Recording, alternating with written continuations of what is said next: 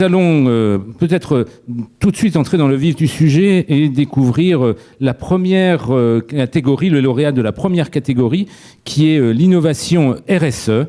Nous avions dans cette catégorie, c'est le rituel de ce jury, une présélection de 3 nominés, comme l'on dit dans notre petit jargon, qui étaient Cola Group, GE, General Electric, et Renault. Ma chère Véronique, mon cher Luc, peut-être pourriez-vous nous expliquer pourquoi le jury a d'abord retenu ces trois candidats? Alors, c'est peu de dire que ces 3 dossiers étaient tous les 3 très intéressants, très bien structurés. Nous avons apprécié dans le dossier Colas la démarche complète et responsable dans le choix de l'amélioration de tenue de travail de 30 000 collaborateurs, dont 320 femmes, 22 000 compagnons, 6 900 encadrants, 11 000 managers. C'est 3 ans de concertation, de tests, d'audits qui ont permis de à la fois renforcer le confort de ces collaborateurs qui vont sur le terrain, leur protection, et aussi d'apporter des améliorations très concrètes, comme par exemple une poche genouillère hydrophage pour ceux qui sont souvent à genoux sur le sol, et un dos couvre-rein, là aussi, pour aider un certain nombre d'opérations délicates et difficiles. Le dossier GE Healthcare, avec ce programme Health Ahead, améliore la santé des employés autour de l'information, de la prévention, en matière tout à fait complète de nutrition, d'activité physique et sportive, d'action contre le tabac et de gestion du stress. Ce qui nous a intéressés, c'est à la fois un programme complet de conseils, d'accompagnement, non seulement des salariés volontaires, mais aussi, le cas échéant, de leur famille, animé et autour du médecin du travail. Le jury a trouvé remarquable, d'une part, la démarche de certification, puisque le site de Vélizy fait partie des sites qui réunissent les 200 000 employés de GE autour de ce projet, et aussi l'inclusion de la famille. Enfin, a attiré notre attention aussi l'initiative Renault qui s'appelle Mobilise. Alors cette initiative donne aux personnes en situation de précarité les moyens de leur autonomie pour qu'ils puissent être acteurs et redevenir acteurs, être mobiles de leur insertion. Ce programme accompagne des personnes à très faible revenu, puisque le critère est qu'ils aient moins de 1 000 € par mois.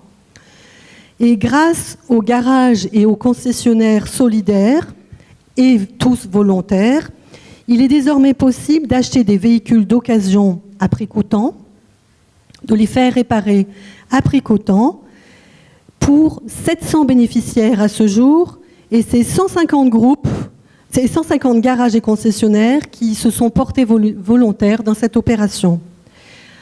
En même temps, pouvoir acheter et réparer des voitures à prix coûtant nécessitait aussi de trouver des financements. Et c'est toute une opération en lien avec la Poste qui a été créée pour travailler sur des notions de microcrédit.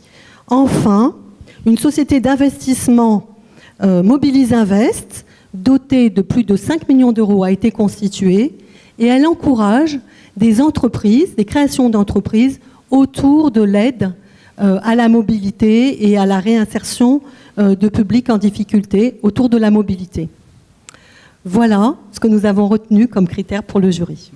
Merci. Cher Luc Ferry, on aura le plaisir tout à l'heure de partager un peu plus longuement vos réflexions sur ces sujets, l'innovation en matière de ressources humaines, les questions de responsabilité sociale et environnementale des entreprises. Mais peut-être un premier commentaire déjà sur cette catégorie. J'ai cru voir que la genouillère hydrophage était quelque chose qui retenait votre attention, mon cher Luc, mais au-delà, qu'est-ce que vous retenez ?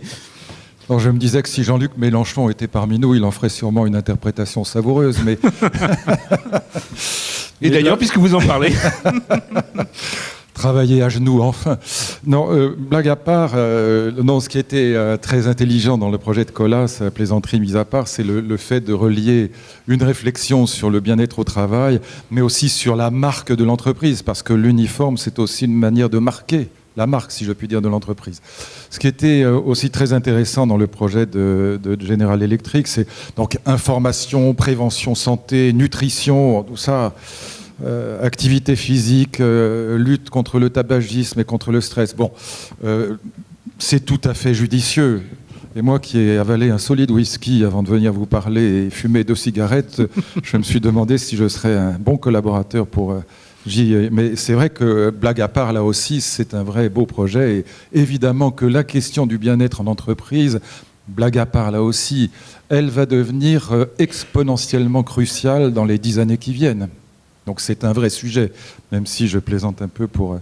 J'ai beaucoup aimé, moi, le projet de Renault, parce que d'abord, le partenariat avec Mohamed Younous et le microcrédit me paraît extrêmement intelligent et très prometteur.